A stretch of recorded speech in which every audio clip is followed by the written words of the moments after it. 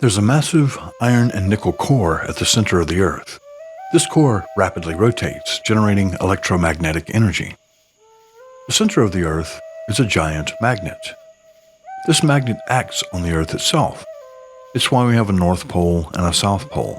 The magnetic field generated by the Earth's core is the reason life itself is possible on Earth. Without the protection of the Earth's magnetic field, we would all die from cosmic radiation poisoning. Science is only now beginning to understand the complex interplays of energy this magnetic field generates on and beneath the surface of the Earth. But there is evidence that our ancient ancestors understood and used these energies to their own benefit. These energies are called telluric energies, from the Latin tellus, meaning earth. The British amateur archaeologist Alfred Watkins created the concept of ley lines in 1921. He noticed that many of the sacred sites of the British Isles seemed to line up with each other. He called these straight lines ley lines, because so many of the lines passed through places with variations of the word ley in their name: Wembley, Groveley, Abbottsley, etc. He therefore concluded that these places were named according to these ley lines. Watkins theorized that ley lines were where the telluric energies of the Earth were particularly strong. Sacred sites were built along these lines to take advantage of these energies. In ancient mythologies from many cultures around the world, snakes and dragons represent these telluric energies. The horned god Cernunnos is sometimes depicted holding snakes, and he's also sometimes depicted with snakes in place of legs. Since snakes are equated with the telluric energies of the Earth, Cernunnos may be seen as creating and manipulating these telluric energies. Many other gods and goddesses have also been depicted holding snakes. By handling snakes, the gods are weaving the energies of the Earth to create and destroy. Likewise, a goal of Druidry and the Black Mountain Druid order is to weave these energies to manifest change in our lives and in the lives of others. Ultimately, these telluric energies are the source of all life on Earth. They are the sacred life force that Druids in our order recognize. As you spend time outdoors this week, see if you can detect any differences in the energies you sense from different locations. Do some places just feel more right to you than others? How does the energy of each place manifest itself? How can you sense it with your body? How can you sense this energy with your mind? With your spirit? Experiment and find out. The more you do, the more you'll be familiar with how to work with telluric energies.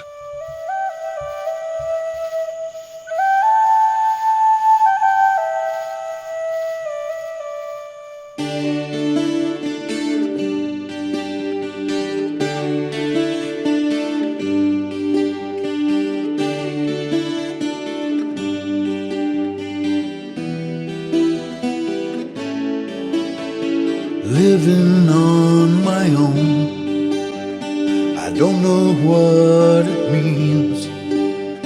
I've been here before, trying to live my dreams.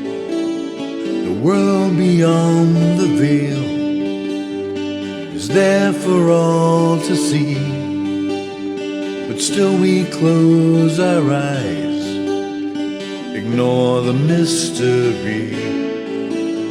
And I can't believe the wasted time. The years weigh heavy on my mind. I don't know what we hope to find inside.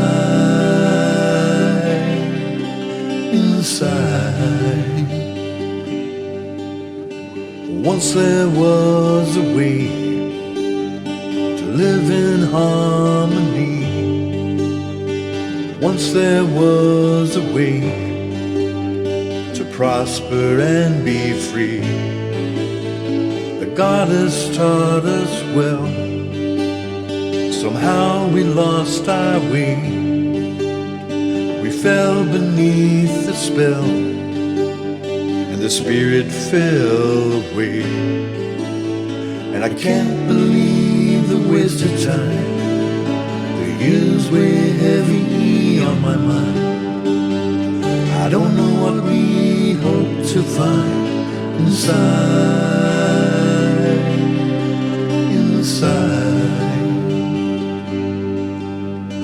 Someday we may return to the bosom of the earth, the spirit of the land, the home of our rebirth.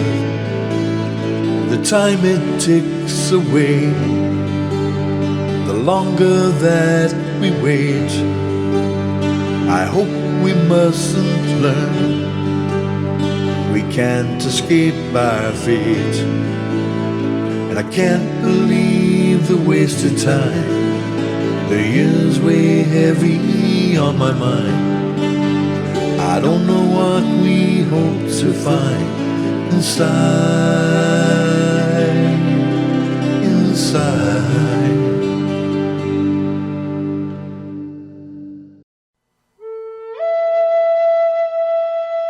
If you've ever seen a discussion of Druids in the popular media, you probably saw pictures and video of the Druids gathering at Stonehenge. The hidden implication here is that Druids built Stonehenge. The Druids are and were a Celtic priesthood and class, and the problem with such implications is that most historians and anthropologists agree that the Celts didn't arrive in Britain until around 500 BCE. Stonehenge was probably built as early as around 1550 BCE, over 1,000 years before the Celts and therefore the first Druids would have arrived. On the other hand, the Celts were more of a culture and a language group than a race of people. It could be that Stonehenge was built by an earlier people, and when the Celts arrived on the British Isles, they incorporated the beliefs of those earlier people into their own spiritual practices. The Druids were and are attuned to the cycles of nature, and Stonehenge is nothing if not a place to mark and celebrate the passing of the seasons. So they may have understood and appreciated its significance and taken it for their own, just as Christians built churches and cathedrals on older pagan sites. The association of the Druids with Stonehenge probably began during the Druid revival of the 18th century, when historians of the period had a tendency to associate anything mysterious with the Druids. This association may or may not have been erroneous. Time will tell as more archaeological evidence becomes available. What is certain is that the modern pairing of Druids and Stonehenge has now been indelibly stamped into the collective unconscious. This can be demonstrated by the fact that modern Druids celebrate the solstices at Stonehenge. Some Druid groups have even replicated this enigmatic stone circle in places as diverse as Washington State, Missouri, and New Zealand. One final misconception about Druidry stems from the Judeo-Christian heritage, and that is the idea that Druids worship Satan. There's a tendency among many interpretations of Christianity to depict any other gods and goddesses as satanic in origin. In fact, Christianity's depiction of the devil as a horned man was taken from the Celtic horned god Cernunnos. Here's a fun fact. The depiction of Satan with horns is an invention of the church. For fun sometime, ask your Christian friends to point out where in the Bible it says that Satan had horns. They won't be able to because it's not there. Cernunnos, whose name literally means horned one, is seen as the physical embodiment of nature in human form.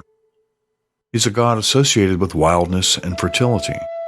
The early fathers of the Christian church associated them with their devil in order to discourage pagan practices.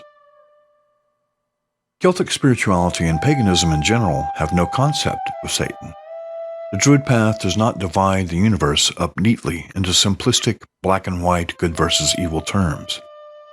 While many Druids honor Cernunnos, in our practice he's not associated with evil. Instead, he's the bringer of prosperity, joy, and fertility. So who were the Druids, and who are they today? The earliest known reference to a people called Druidae was by the Greek author Soton of Alexandria around 200 to 170 BCE. Although Soton's original writings no longer survive, Diogenes Laertius quoted him as giving a very favorable opinion of the Druids as learned scholars. Julius Caesar also mentioned the Druids in the Gallic Wars, written around 50 BCE. In this work, Caesar tells of the Druids practicing human sacrifice by burning victims alive in a giant wicker man. Since Caesar was attempting to conquer the Gauls at the time, many scholars question the accuracy of this claim. It may be true that the Gallic Wars was nothing but propaganda, at least in Caesar's account of the Druids. It's also true that many cultures throughout the world at that time, including the Romans, practiced human sacrifice. Attempting to judge cultures of the past through modern eyes is futile, without a full understanding of the historical context. It could be argued, for example, that we practice human sacrifice today with our unwillingness to do anything about gun control. But whether or not it was true that the ancient Druids practiced human sacrifice is certainly not true of today's Druids. Although it's fun sometimes when encountering highly dogmatic Reconstructionists to ask them how many humans they've sacrificed this week in their efforts to recapture authentic Druidry. So what does the word Druid mean? Strabo and Pliny the Elder claim that the word derived from the Greek word for oak, which is drus. If this is the case, then the word Druid could have come from the Greek for oak, plus the Sanskrit word for knowledge, which is vid, which is transliterated into the Greek form of Uid. The combination would result in Dru-Uid, or oak knowledge. Another possibility is that the Celtic word for oak tree, dore, is a word whose root also means wisdom. The oak was considered the king of the forest to the Celtic people.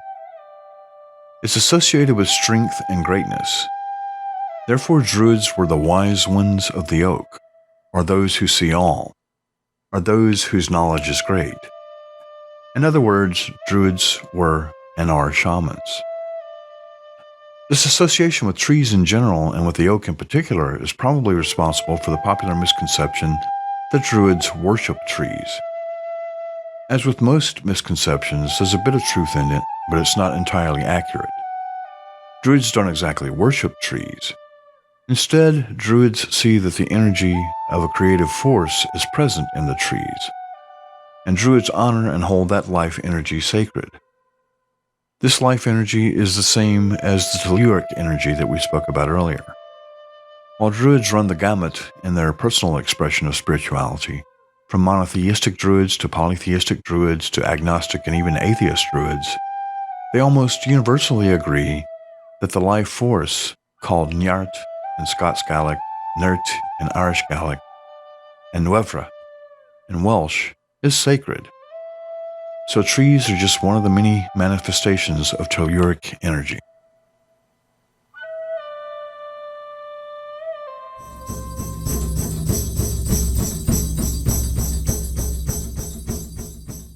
One of the first things you will do when you identify your birth tree is to learn your tree's moods. At first it may seem odd to think of trees as having moods, but as you come to know your tree, it may not seem so odd at all. As you spend your year with your tree, learning its moods will become almost second nature to you. To begin understanding how to learn a tree's feelings, think about how you observe the feelings of your friends and family. A subtle change of posture, or a slight change of facial expression, and you can tell when your romantic partner is feeling a bit down. Likewise, the more you know your tree, the more you will become sensitive to its moods. Explore your tree with your senses. Taste its fruit, smell its blossoms, touch its bark. Does its scent change with the seasons? Does its bark feel different in the morning than it does in the evening? Can you tell by taste when the fruit is ripe for the picking if your tree has fruit? The more time you spend with your tree, the more you will become attuned to how these changes manifest. When you truly come to know your tree, you will see that it can predict the weather by the way its leaves orient themselves. You will be able to know when your tree is about to bear fruit, when its leaves will begin to shed, and when the seasons are about to change. When you begin to understand the ways of weaving the Nuevra, you can take energy from your tree when you need it, and you can give energy to your tree when it needs you. To begin understanding your tree's moods, talk to it and listen for a reply. Don't listen with your ears, listen with your heart. If you're sincere in your efforts, your tree will reward you.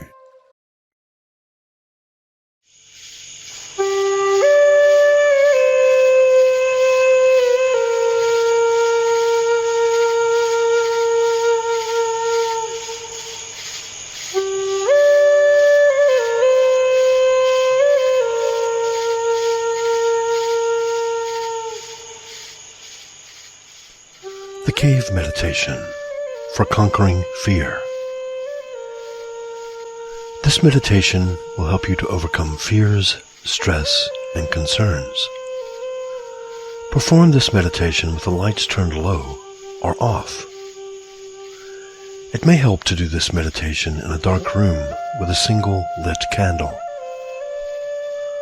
Alternately, and preferably, you may do it outdoors.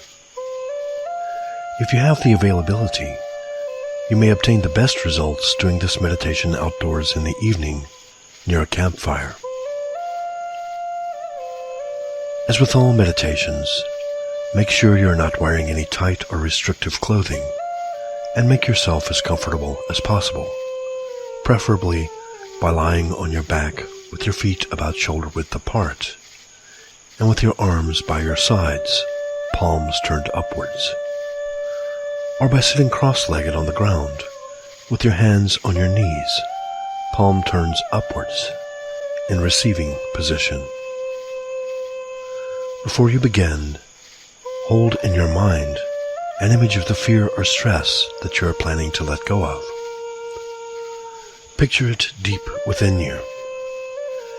It is there, but it cannot harm you.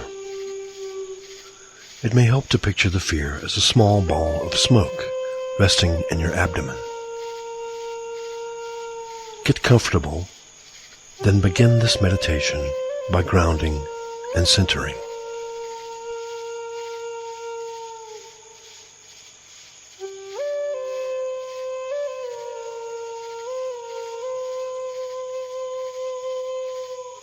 Begin deep breathing and continue until you are completely relaxed.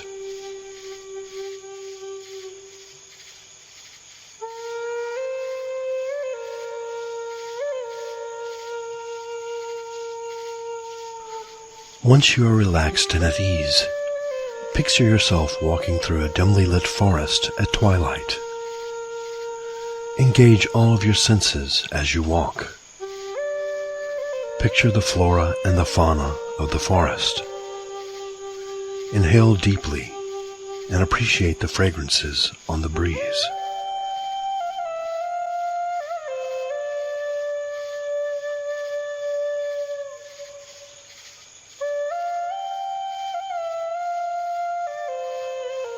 Notice the sounds you hear coming from the woods. At twilight, the day birds are beginning to rest, and the night birds are just awakening for the evening.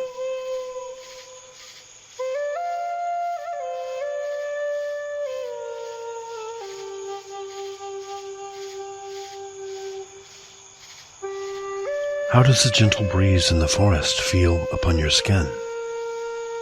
How does the earth feel beneath your feet?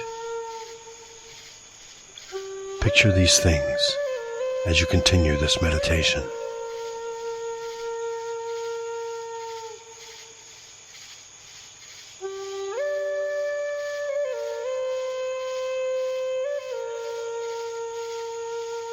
As you continue to walk through the woods, you come upon the entrance to a cave. The walls of the cave are covered with a glowing, luminescent moss, so that you can see your way through to the center of the cave. The floor of the cave is covered with this moss as well, and as you lie down in the middle of the cave floor, the entire cave glows with a blue-green, healing light.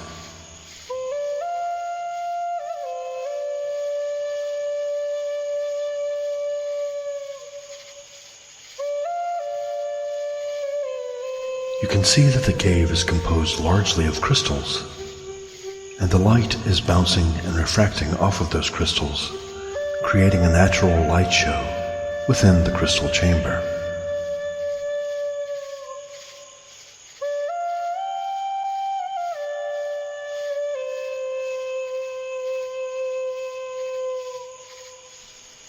As you lie on the floor, return to the fear or the stress that you pictured earlier. Visualize it again as a ball of smoke within your stomach.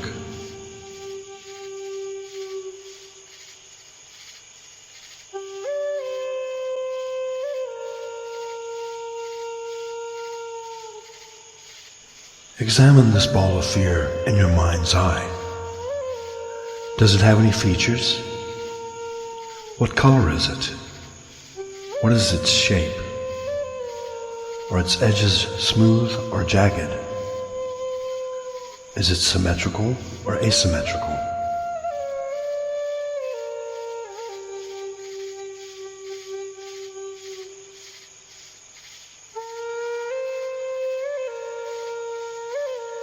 This ball of fear exists for a purpose. It is there to serve as a warning. But now that you are aware of it, its purpose has been fulfilled. Thank it for serving its purpose, but tell it that since it has fulfilled its function, you no longer need it.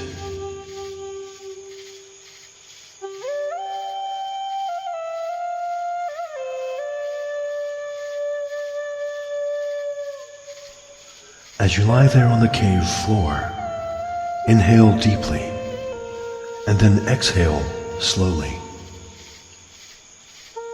As you exhale, picture the fear as a cloud of colored smoke, leaving your body a little more with each exhalation.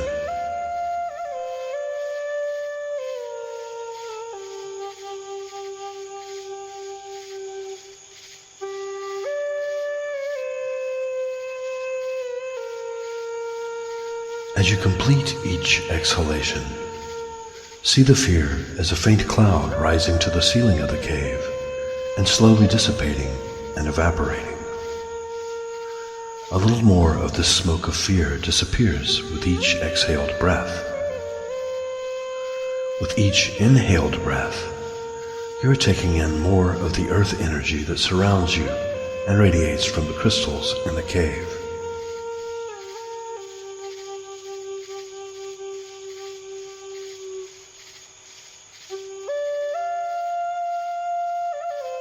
You are breathing your fear away.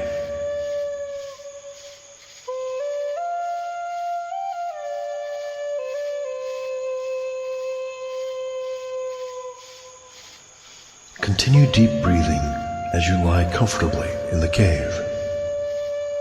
Let your breath continue until all of the dark smoke of fear has left your body. When all of the fear is gone, only you will remain, lying quiet and still at the center of your own being.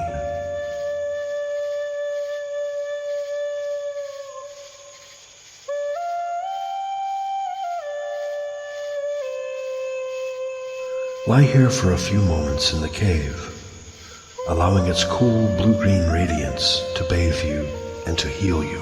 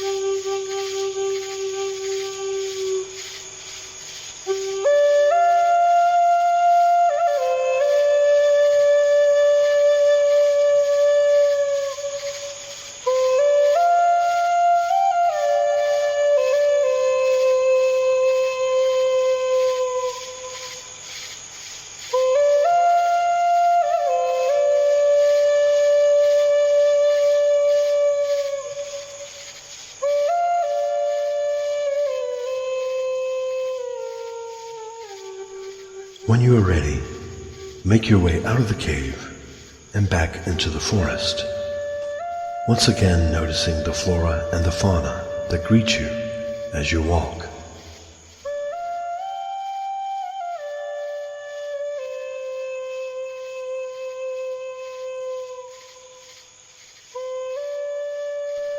It is now evening. The night creatures roam the forest, but within you there is no fear, and you welcome them with open arms as brothers and sisters of the woods.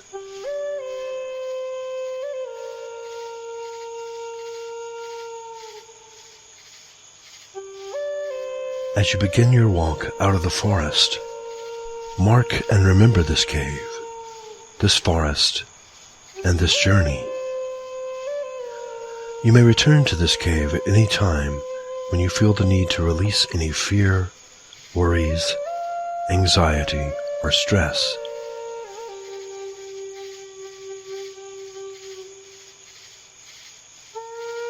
As you prepare to end this meditation, thank the spirits of the earth for helping you to rid yourself of the burden of your fears.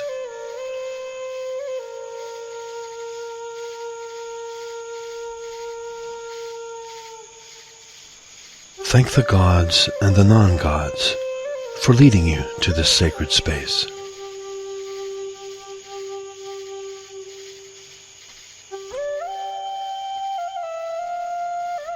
Thank the ancestors for their wisdom, which now and always lives within you.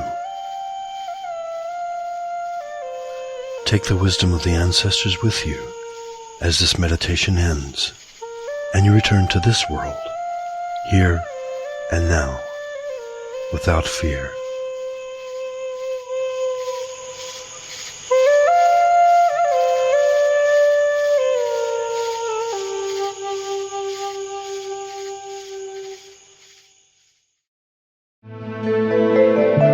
Hi, this is Shinka Skane, Chief of the Black Mountain Druid Order. If you're enjoying Black Mountain Druidry, don't forget to subscribe and leave any comments or questions below. You can learn more about the Black Mountain Druid Order or become a member by visiting the website at blackmountaindruidorder.com. Thanks for watching, and as always, blessings of the ancestors on you and yours.